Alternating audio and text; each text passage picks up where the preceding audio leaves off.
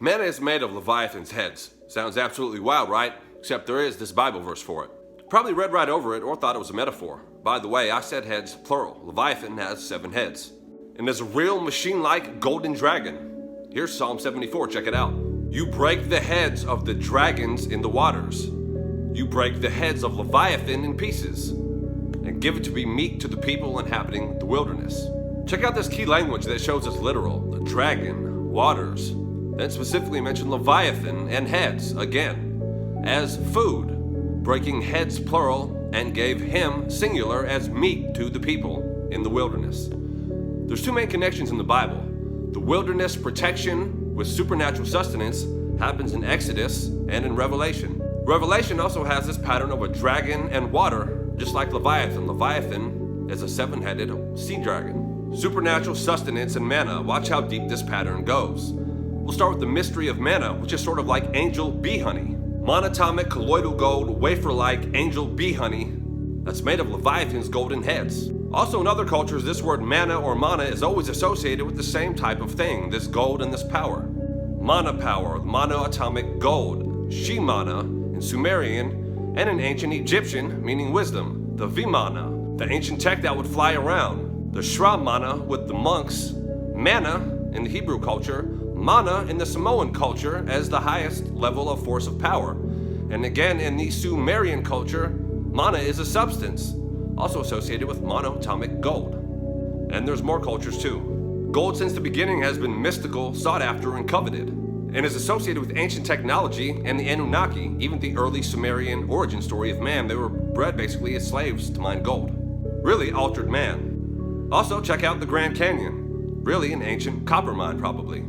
Also thinking about this Sumerian origin, aside from being taught by fallen angels, how would man ever know to do this, to mine for these precious metals inside of the earth? Fallen angel knowledge. Also in Turkmen, which keeps coming up a lot, check out this Grand Canyon there, also probably an ancient mine. This gold thread starts off early in the book of Genesis in the Bible, aside from the ancient Sumerian accounts, which both have gold and dragons at the very beginning. Pattern's about to go way deeper. From the land of Havilah to Ophir to King Solomon mysteries, and even the very streets of heaven, gold is a major theme, and one throughout history, as well as one of the biggest secrets of alchemy, aside from lead to gold, even further levels of this alchemy. Aside from phrases like monoatomic gold, ormus, philosopher's stone, manna, or serpent transmutation, let's examine these words. Aside from the manna thread, look at Leviathan and the word levitation. What did dragons do? Also, dragons and gold as technology. Some of the people described ancient dragons as technology, and gold obviously being the best for technology because of conductivity. Levi, the tribe of Levi, and the Levites, who also made everything of gold. The Ark of the Covenant and other stuff, who has a mysterious levitation component where people could carry all this weight if you kind of look into it. Now, Leviathan is described as having these super strong scales that arrows are like nothing to it. They fall off like bits of grass. Makes sense if it was all golden armor scales like it's described. Armor-plated scales of Leviathan. Also, even this word levy may be a coincidence, but it's the origin of a collection or a payment, which originally was in gold. Also, all over the world, tons of legends about the golden dragon. Check it out. You see here about powerful and fearsome dragons with scales shimmering of gold. You'll see this repeated through many cultures. Aside from breathing fire and heating up the deep, which would make sense if it had golden scales and the super ability like a machine to do this and make the water boil, other mythologies talk about golden dragons, from Chinese to Western to Japanese, which by the way, the golden dragon is the Ryu for all you Street Fighter 2 fans out there. Hindu, the golden Naga, Norse mythology and others, and also the multi-headed serpent. The 7-headed serpent is everywhere. The 7-headed golden dragon of Leviathan that God used to feed his people. Diced it up and served it, and they called it manna that he fed to his people in the wilderness. The golden dragon is celebrated in China, Japan, and other countries with festivals and parades, depicted with golden scales that shimmer in the light, just like all the mythologies say. Dragons could control elements that were wise shapeshifters, magical powers, and could influence people. Air, sky, and sea beings. Super upper atmosphere, or even underground, but Leviathan specifically definitely being a sea dragon like the verse says.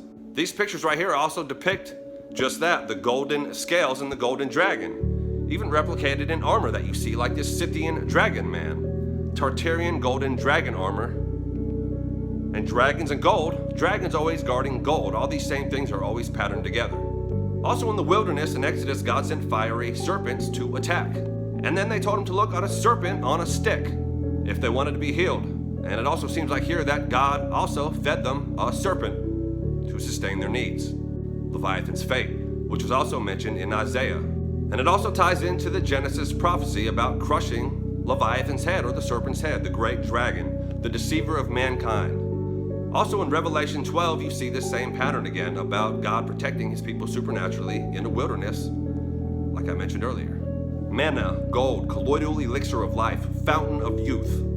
Again, God likes gold. All of his stuff is made out of gold, from the streets to the Ark of the Covenant, to the menorah, to a lot of the other stuff. So why not a dragon, especially one that he bragged about as the chief of all of his works, and he wants everything else made out of gold. Then he destroyed it and gave it to his people, which would make sense why their stuff never wore out. They're sweating all this manna gold into their garments and their shoes, obviously through God's wisdom and power. Yeshua is the gold, and he is the highest power, and he is life. And God said, if who can disturb Leviathan, who can disturb him? Pretty gangster if you think about it. In close, this is kind of also referenced in communion with the bread and the blood. The manna was always tied in to the bread, the body of Christ, God's supernatural provision, and the blood of Christ, the ultimate holy grail. And I hope your life is like one that came through the fire and came forth as gold, and that you find the hidden manna. See you next time on The Savage Truth.